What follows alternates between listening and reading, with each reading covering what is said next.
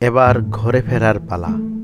এই কিন্নর কৈলাস যাত্রাপথে নানান রকম সমস্যা থাকা সত্ত্বেও সমস্ত প্রতিকূলতা কাটিয়ে 2023 কিন্নর কৈলাস যাত্রা সম্পূর্ণ করতে পেরেছি। এটা আমার কাছে অনেক বড় প্রাপ্তি। हरियाणा से कितना हम 6 लोग हैं हरियाणा से। 6 জন এসেছিল, কিন্তু কয়েকজন পেছনে চলে গেছিল, আর কয়েকজন পুরো ফার্স্ট প্রথম আমাদের 17 জনের মধ্যে ফার্স্ট ওরা পৌঁছেছিল। तो कैसे आप इतना जल्दी पहुंचे, ये कैसे संभव हुआ? ये संभव ऐसा कुछ नहीं है। हमारे एक तो डाइट ऐसी होती है, घी दूध खाना जो लॉन्ग लास्टिंग काम रहता है, और हम वर्कआउट करते हैं। और फिर हमें ये था कि बाबा के पास जल्दी बाबा के पास सबसे पहले पहुंचना है, हमें ये था। हमारा कोच आया नहीं, जिसने हमारी प्रैक्टिस कराई थी उसका मिस हो गया। वो हमारा और बढ़िया दोस्त भी था, हमारा गुरु वो आया नहीं। बेसिकली हमारा एक तो खान पीना ऐसा है, खाना पीना ऐसा होता है कि हाई कैलोरी डाइट होता है, और उसके कारण हमें ज़्यादा खाने की जरूरत नहीं पड़ती है और लंबा काम कर सकते हैं। যারা হরিয়ানা থেকে এসছে, যারা দিল্লি থেকে এসছে, যারা মহারাষ্ট্র থেকে এসছে, তারা সবাই আজ বাড়ির উদ্দেশ্যে বেরিয়ে পড়েছে। শুধু আমি আর অসিতদা আমরা স্বপ্নাদির হোমস্টেতে থাকলাম এই তেংলিং ভিলেজে। আর বেশি দেরি না করে ডিনার খাওয়ার পর তাড়াতাড়ি করে আমরা ঘুমিয়ে পড়লাম। আমার সকালে ঘুম ভাঙল পাহাড়ি ঝর্ণা থেকে ভেসে আসা জলের তীব্রতার শব্দে এবং পাখিদের কোলাহল শুনতে শুনতে। ফ্রেশ হয়ে চা পান করার পরেই আমরা তৈরি হয়ে নিলাম। फिर मिलेंगे सर। ओके।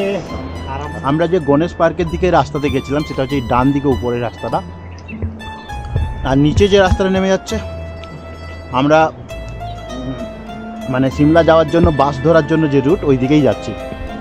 গ্রামটা নেমে যাচ্ছে এই দিকে, আর এই দিকে যেটা যাচ্ছে এটা হচ্ছে আমাদের যে গেস্ট হাউস ছিল ওখানে।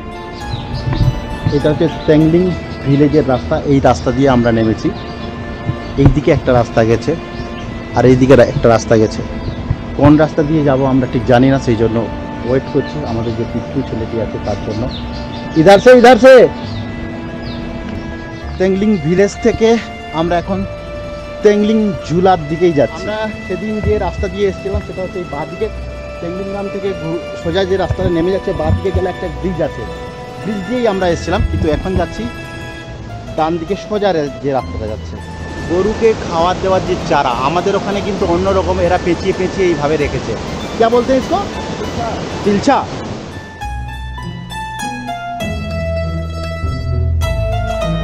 আঙুর ধরে আছে, আঙুর।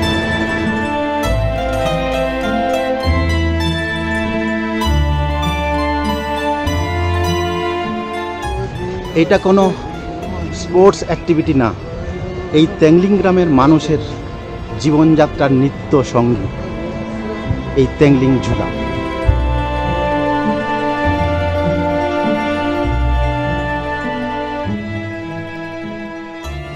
শতদ্রু, কিন্তু বাংলাতে শতদ্রু হবে তাহলে।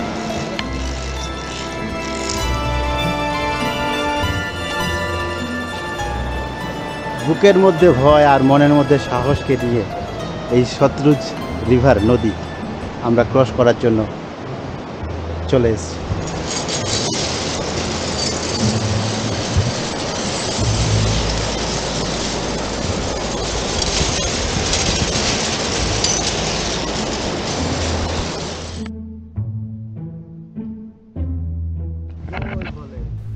ভোলে বাবাকে স্মরণ করে এই ঝুলাতে চড়ে বসলাম। জয় ভোলে, জয় ভোলে।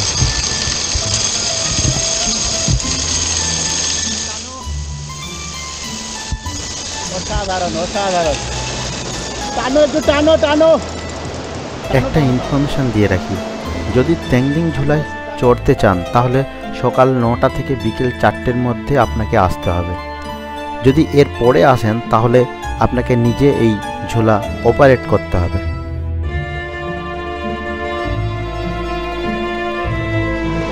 আবার এই চলতে শুরু করলো, এখানে দেখাই যাচ্ছে যে চলছে গাড়িটা করে। বেশ মোটা তার হয়ে একজন করেই বেরোতে হয়। पहले ये घटना हुआ, कितने साल पहले वो डेट हुआ था?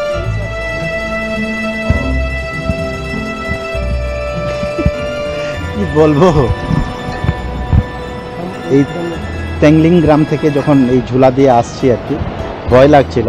তো ঝুলাটা আগে বলছে ওই গাছের, দুটো গাছের ওই মাঝখানটায় ছিল, ওখান থেকে ওই দিকে মানে ওপার অবধি ছিল। এই যে ছেলেটা আছে এই গ্রামেরই ছেলে, বলছে যে এখানকার লোকেরই, এই গ্রামবাসীরই একবার অ্যাক্সিডেন্ট হয়েছিল, দুজন লোক মারা গেছিল। আমি, অসিতদা এবং আর একজন যাত্রী, আমরা তিনজনে মিলে বাসে উঠে পড়লাম।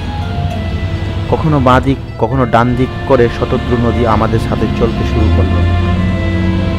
পাহাড়ের গা ঘেঁষে তৈরি হওয়া রাস্তা আর সূর্যের ঝলমলে কিরণে আমাদের চোখ ঝলসে যাচ্ছিল।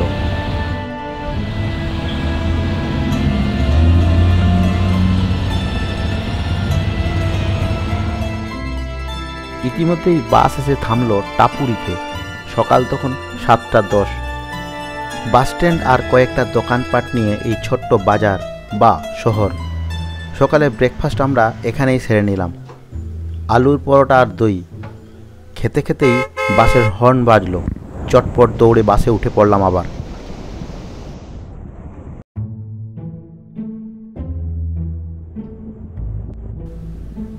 এখন আমরা রামপুর বাসস্ট্যান্ডে এসে পৌঁছালাম। এই হচ্ছে রামপুর বুশের, শতদ্রু নদীর তীরে অবস্থিত। হিমাচল প্রদেশের কুল্লু জেলায় অবস্থিত এই রামপুর বুশের। রামপুরের গড় উচ্চতা 1021 মিটার, অর্থাৎ 4429 ফুট। রামপুরে আসছে এবং রামপুর থেকে ছাড়ছে এরকম সব বাসের টাইম টেবিল আপনাদের জন্য দিয়ে রাখলাম, যদি কারো কাজে আসে।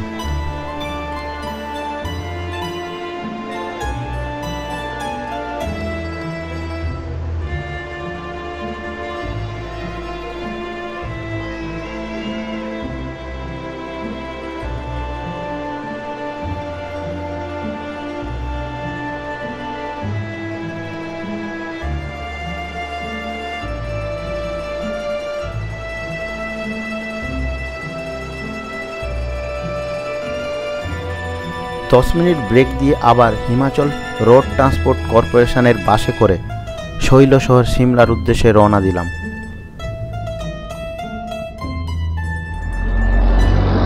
এই রাস্তাটা সিমলা চলে যাচ্ছে, এখান থেকে সিমলা আর 86 কিলোমিটার। আমরা এখানটায় দাঁড়িয়েছি, লাঞ্চ ব্রেক দিয়েছে। বাস স্ট্যান্ডে আমরা প্রায় 2.5 ঘন্টা পর আমরা সিমলা নতুন বাস স্ট্যান্ডে এসে পৌঁছালাম। খুব সুন্দর বাস স্ট্যান্ড এটা। এখান থেকেই আমরা বাস ধরে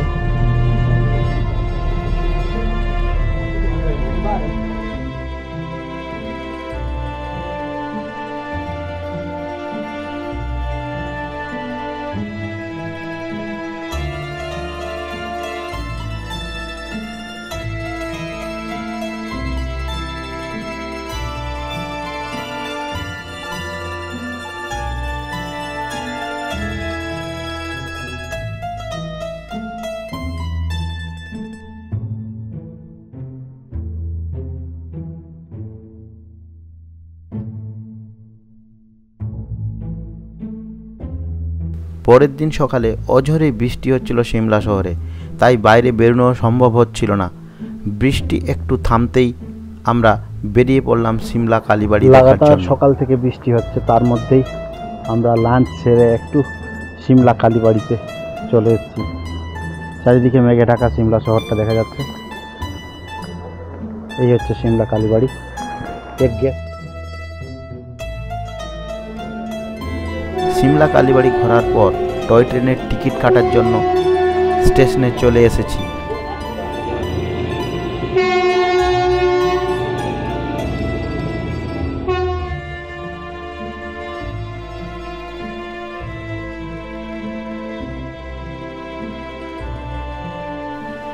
কালকা থেকে সিমলা এবং সিমলা থেকে কালকা যাওয়ার টাইম টেবিল।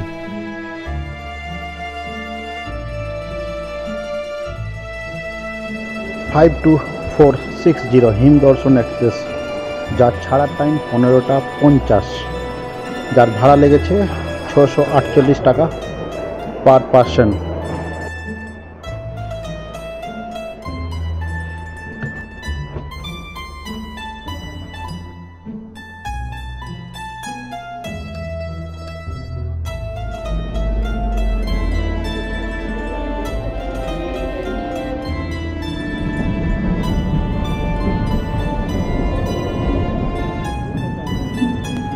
অ্যাংলো গোর্খা যুদ্ধের কিছুকাল পর ব্রিটিশরা সিমলা শহর প্রতিষ্ঠা করে এবং এটি 1830 সাল নাগাদ সিমলা ইংরেজদের প্রধান ঘাঁটিতে পরিণত হয়। 1864 সালে এটি ব্রিটিশদের ভারতের গ্রীষ্মকালীন রাজধানীতে পরিণত করে এবং ব্রিটিশ সেনাবাহিনীর সদর দপ্তরও ছিল এই সিমলাতে। রেল তৈরির আগে এখানে যাতায়াতের প্রধান বাহন হিসেবে গ্রামের গাড়িকেই ব্যবহার করা হতো।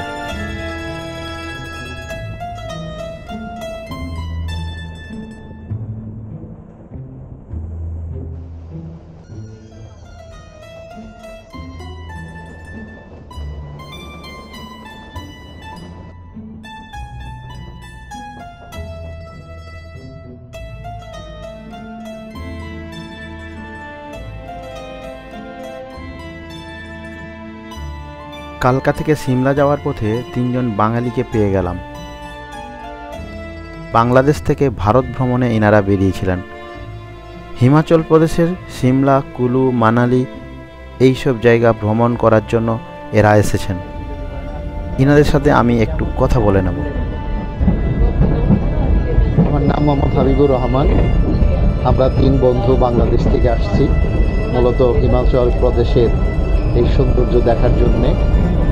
আসলে বলে শেষ করা যাবে না।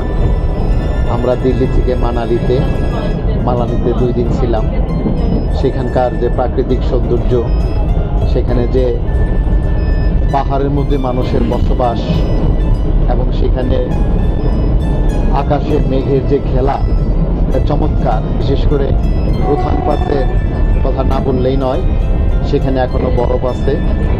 সেটা যদি কোনো লোক না আসে সে বিশ্বাস করতে পারবে না, এত চমৎকার, এত সুন্দর পরিবেশ। আর আমি অভিভূত।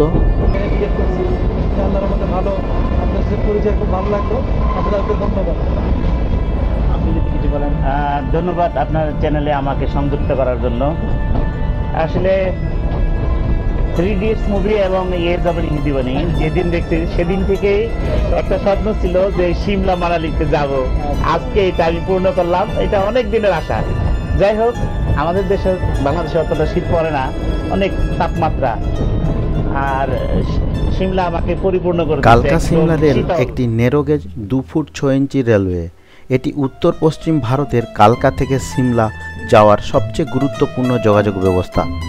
1898 সালে দিল্লি আম্বালা কালকা রেলওয়ে কর্পোরেশন 2 ফুট ন্যারোগেজের এই রেল লাইনটির কাজ শুরু করে।